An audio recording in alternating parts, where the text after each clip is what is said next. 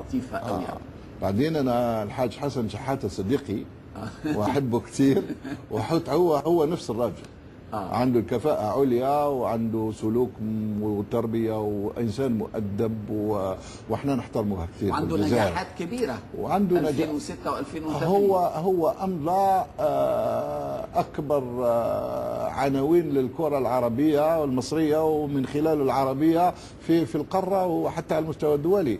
أنا كنت في كأس القارات في جنوب أفريقيا وكنت نفتخر لما نشوف مصر تلعب في هذا المستوى وتغلب إيطاليا وتسوي مباراة من أروع ما يكون مع البرازيل. هذا طبعا احنا نفتخر به، وفرصة أن نشكر الحاج حسن على هذه الإنجازات، وطبعا الاتحاد كله على رأسه سمير وكل الإخوة الآخرين. عشان سمير ما يزعلش. لا صديقي حبيبي.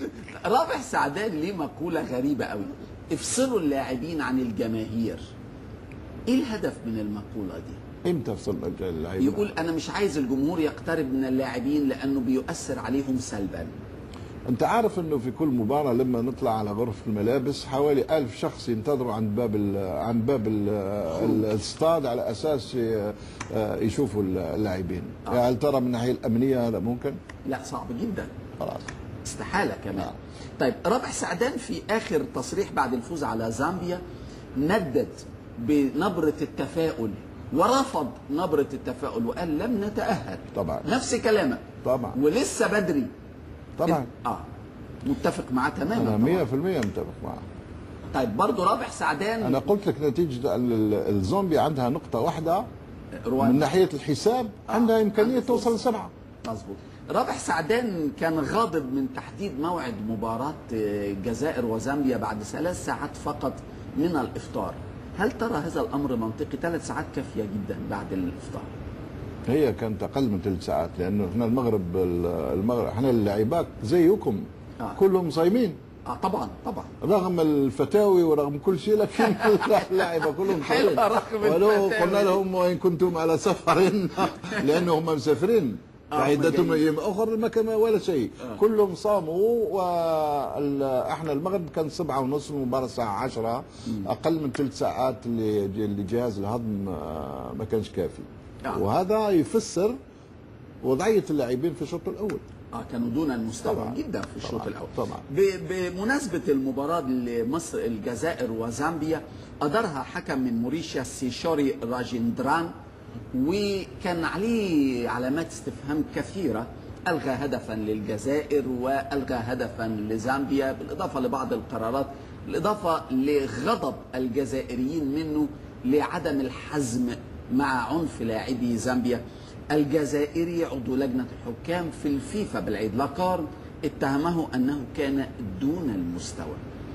كيف ترى التحكيم في تلك المباراة، وكيف ترى التحكيم عامة في الإقصائيات؟ أنا أولا ما عنديش حق أتكلم في الحكام بحكم المنصب اللي أنا موجود فيه في الكاف وكرئيس اتحاد، وما أظنش إنه بالعيد لاكارن نتكلم في الموضوع، لأنه ما عندوش حق يتكلم، ومش عادته إنه يتكلم كعضو في لجنة الحكام إنه يتكلم هكذا في الشارع على الحكام. يعني إذا أنت تنفي أو 100% إن بالعيد لاكارن قال هذا الكلام؟ 100% موش من عادته يتكلم في هذا الموضوع. فتحت باب واسع، باب الفبركة. الفبركة موجودة في الصحافة الجزائرية زي المصرية. أنا أخيرا لقيت استجواب لي بأسئلة وأجوبة، وأنا عمري ما شفت صحفي هذا. يعني أنت عملت حديث في صحيفة جزائرية. لكن اللي ممكن نقول كان الحديث جيد. تعاني من الفبركة في الصحافة الجزائرية من قد إيه تقريبا؟ في كل الصحف العربية كذا، كل الصحف العربية اللي مكلفة بالرياضة عندها الخطة الأولى، التوجيه الأول هو الإثارة. طبعا احنا نفهم الموضوع، ما فيش مشكلة. نفهم الوضع، لكن اللي فرصة انه نطلب من الإخوة الصحفيين انه لما يهم الأمر مواضيع القوانين ومواضيع ما هو رسمي في تنظيم المسابقات والمباريات انه يكونوا على جد، اما الباقي مش مهم. غريبة جدا، احنا كنا بنعتقد ان في مصر المسألة متفشية، واضح ان الجزائر واحنا طبعا في الهوى سوا. لا طبعا الهوى سوا، لكن ما نقصدش انه كل الناس هكذا. طبعا هناك جرائد وصحفيين محترمين ولهم كل التقدير. بمناسبة صيام لاعبي الجزائر، منتخب الجزائر لديه لاعبين كثيرين يقيمين خارج أوروبا. الجزائر باستمرار، آه. ولا يعودون إلى الجزائر إلا لماما قليلا جدا جدا. كيف نجحتم في زرع الانتماء والإخلاص في قلوب هؤلاء اللاعبين في مباريات منتخب الجزائر؟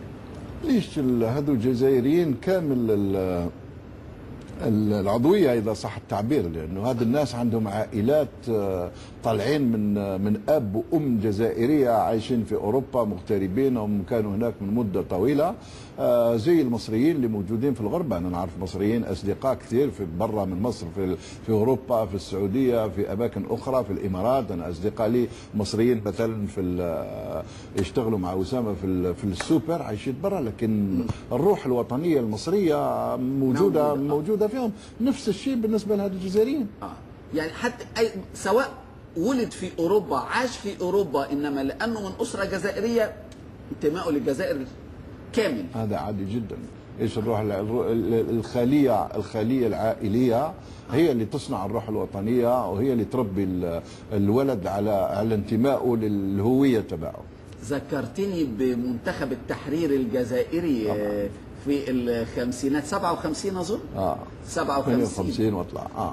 أنا أحكي القصة دي في دقيقة واحدة. كان عدد كبير من لاعبي الجزائر محترفين في فرنسا، الدوري الفرنسي، على رأسهم مصطفى زيتوني، واختير منهم 4 للعب مع منتخب فرنسا في كأس العالم 1958 في السويد.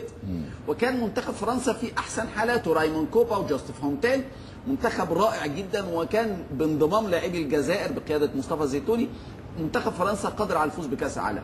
لاعبو الجزائر غاضبون من فرنسا اللي احتلت بلادهم في ذلك الوقت، رفضوا اللعب مع منتخب فرنسا، عملوا منتخب خاص بيهم، التحقوا منتخب جبهة التحرير، ولعبوا مباريات